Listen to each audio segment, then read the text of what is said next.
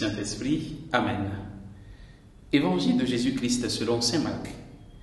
En ce temps-là, appelant la foule avec ses disciples, Jésus leur dit : « Si quelqu'un veut marcher à ma suite, qu'il renonce à lui-même, qu'il prenne sa croix et qu'il me suive.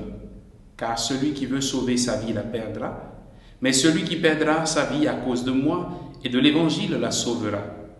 Quel avantage en effet un homme a-t-il à gagner le monde entier si c'est au prix de sa vie? Que pourrait-il donner en échange de sa vie? Celui qui a honte de moi et de mes paroles dans cette génération adultère et pécheresse, le Fils de l'homme aussi aura honte de lui quand il viendra dans la gloire de son Père avec les saints anges. » Et il leur disait : « Amen, je vous le dis, parmi ceux qui sont ici, certains ne connaîtront pas la mort avant d'avoir vu le règne de Dieu venu avec puissance. » Acclamons la parole de Dieu, louange à toi, Seigneur Jésus. Frères et sœurs en Christ, nous sommes aujourd'hui le vendredi 21 février. Voici le message que nous avons reçu du Seigneur. Être chrétien, c'est être disciple. Pour marcher donc à la suite, être disciple, c'est celui qui marche à la suite d'un maître, celui qui se laisse conduire par les enseignements d'un maître, celui qui règle sa vie sur le modèle de vie que lui laisse son maître. C'est cela. Nous pouvons voir dans l'évangile d'aujourd'hui des conditions que Jésus pose pour celui qui veut marcher à sa suite, c'est-à-dire celui qui veut être appelé chrétien, celui qui veut porter le nom de chrétien, celui qui veut le suivre tout simplement. D'abord, renoncer à soi-même et ensuite porter sa croix pour estimer donc le suivre. Le renoncement à soi-même va à l'encontre de l'idée que nous avons aujourd'hui, de cette idée répandue que nous avons de la liberté dans le monde aujourd'hui, de cette capacité le renoncement, c'est cette capacité de s'effacer, de cette capacité de s'oublier et de laisser l'autre grandir. Cela va contre ce que nous entendons aujourd'hui comme liberté. Cela va contre cette grande tendance à l'individualisme où c'est moi d'abord, où c'est la personne elle-même, où c'est mes intérêts, mon orgueil, ma personne, mes visions qui passent avant celles des autres. C'est ce que le monde nous présente, c'est ce que la culture ambiante nous présente aujourd'hui.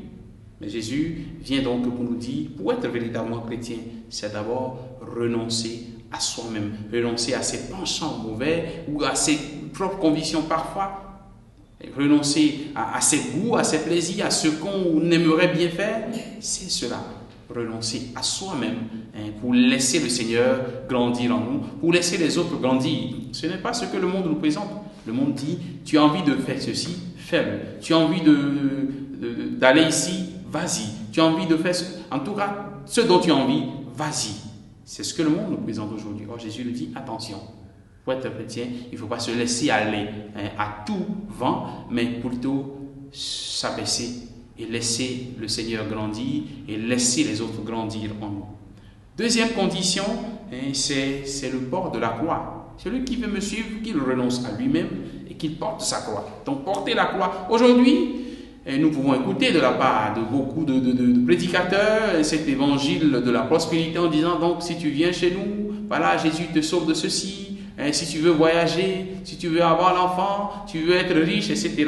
Mais on oublie souvent que Jésus nous dit attention, l'évangile n'est pas un évangile pour nous plonger dans la misère, d'accord?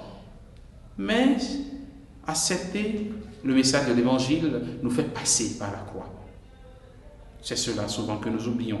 L'évangile de la croix, c'est cet évangile que Jésus nous donne. Nous, chrétiens catholiques, nous annonçons un Messie crucifié.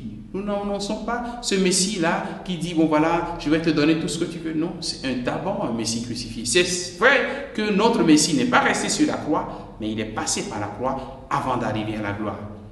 Nous avons souvent tendance à oublier cette première étape de la croix.